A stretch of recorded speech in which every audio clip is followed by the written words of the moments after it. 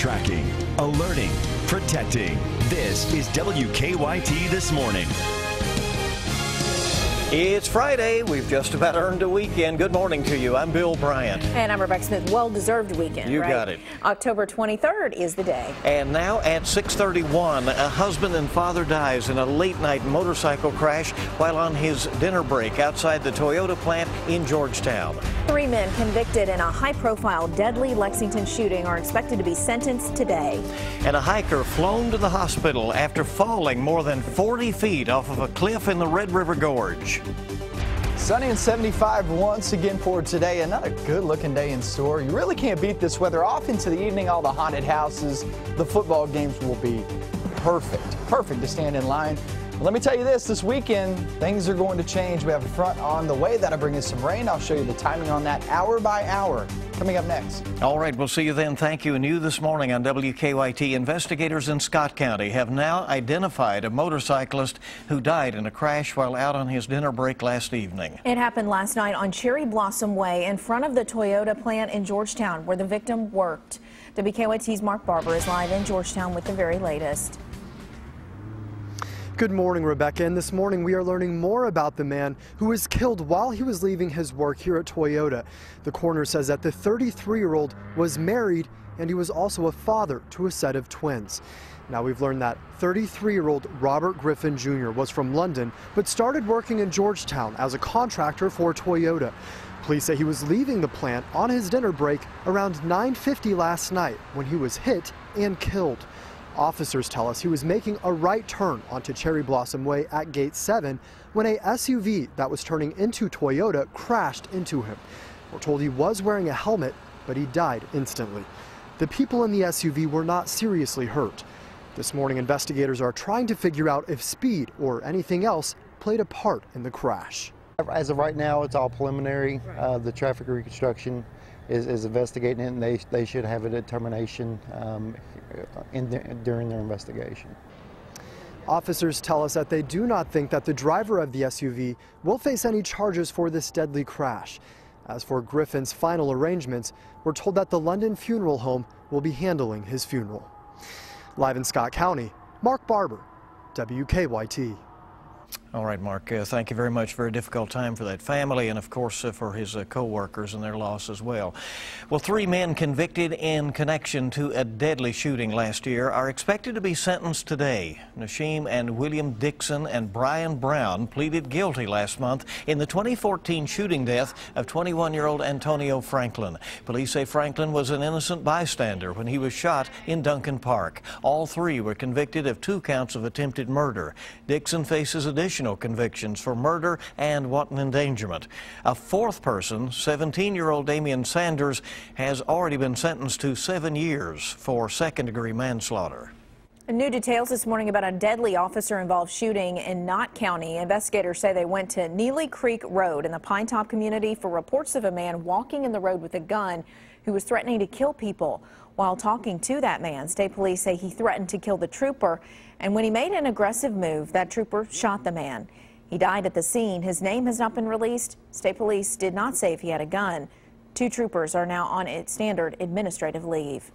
Well, only WKYT was there for a very dangerous rescue in the Red River Gorge. It happened near the Osborne Bend Trail in Menifee County. A very tough situation there. WKYT's Michelle Chamberlain is at our live desk with details now on the hiker's condition. Good morning, Michelle.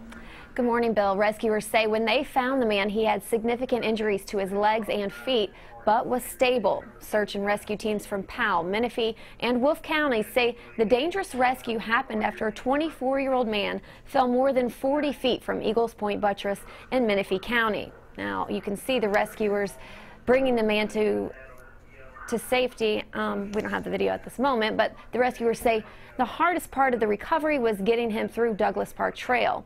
One rescuer for Wolfe County Search and Rescue said that trail made the carryout extremely challenging. Douglas Trail is one of the roughest unofficial trails in the Red River Gorge. You're basically hemmed in between a cliff line and the Red River, and with a steep bank drop-off, making for very narrow quarters, and there's very rocky terrain along the trail.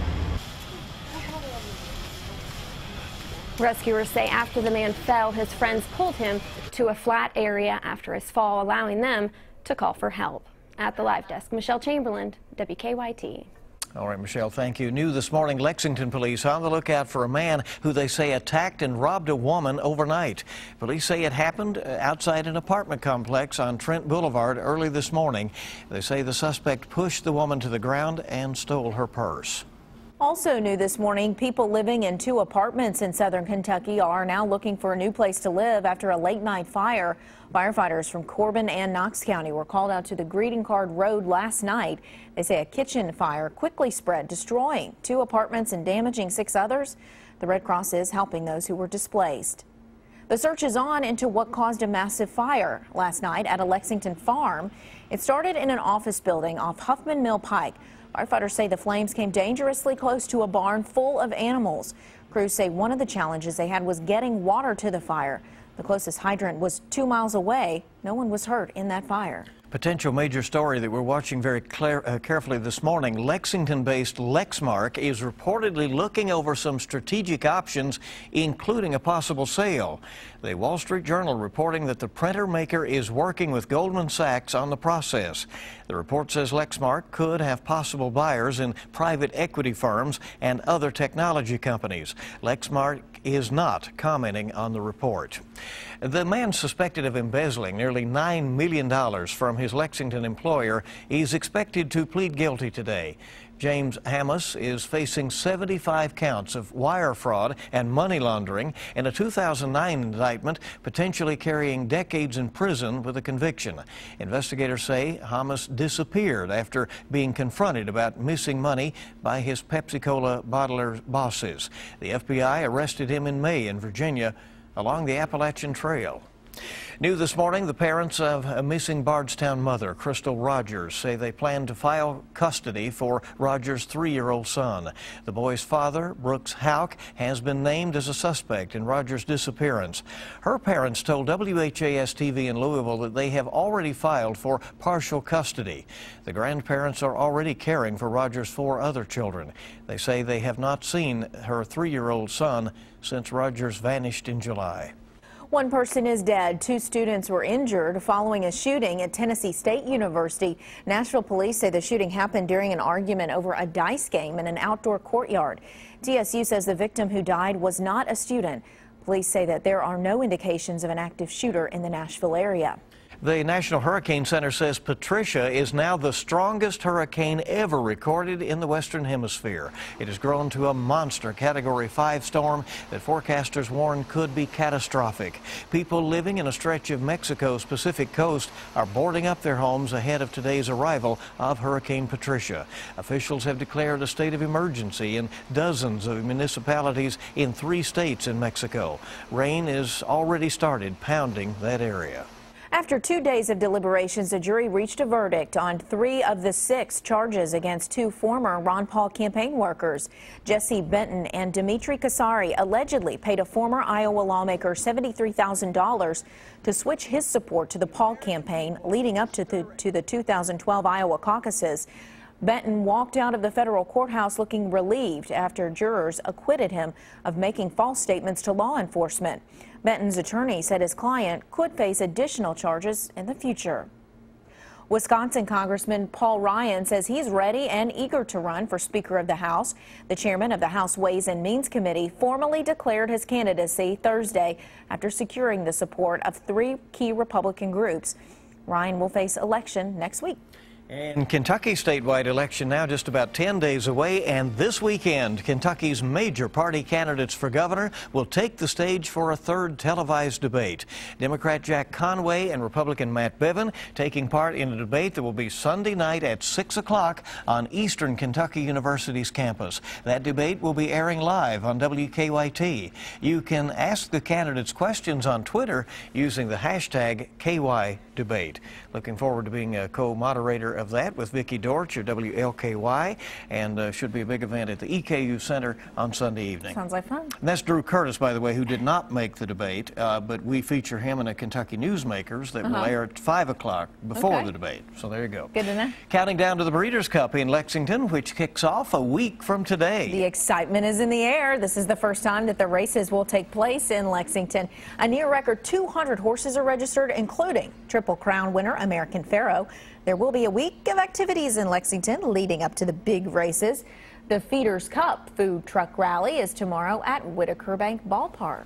And Sunday, thousands of the undead will be in downtown Lexington for the annual Thriller Parade. And then each night next week there will be concerts, parties, all kinds of horse-themed activities. The races themselves start Friday and go into Saturday. Now, we have a full list of Breeders' Cup activities at WKYT.com. Good opportunity, even if you don't get to go out to the Breeders' Cup itself, take part in something. And the thing about the Thriller Parade, I got a little sneak peek. They've actually dressed up some of the horses as zombies, so that's interesting to see. I've noticed that you can't say Thriller Parade without a little move, you know. You have to do it, man. That's it, right? Yeah. You got it. All right, 6:41, our time this morning. Let's check traffic right now. No more dance moves from us. Let's spare people. That's right. Let's go out to Officer Don. Good morning. Good morning. Well, no wrecks. That's the great news right now. As we get a live look at Lexington rush hour traffic. No major delays on Man of War or the Circle, hour 75. Now, they're working on the Todd's Road widening project again this morning. Expect delays on Todd's Road around Hayes Boulevard. That'll start here in about an hour, it looks like, at least as far as the delays portion of that is concerned. On our Waze map, nothing major happening on the Circle right now. We're good to go on the inner and outer loops, past Purcell's Road, Nicholasville Road, and Tate's Creek. I'm back to you in the studio. All right, Don, and he's gone with that. Right. Expect extra traffic tomorrow around Richmond, EKU's homecoming. Oh, yeah, tomorrow. definitely good to know about that. Yeah, activities throughout the day. WKYT this morning on the air with all the latest, and we're glad you're along here at 6:42. A California man is carving out a dream in his garage. We'll show you how his hobby is getting him some prime time exposure. We have a front that's going to be moving through this weekend, bringing us some wet and windy conditions. That's this weekend, and then we're looking toward the Breeders' Cup next week. I know it's far away, but if you're planning on going, you might want to see this forecast. I'll have that coming up next.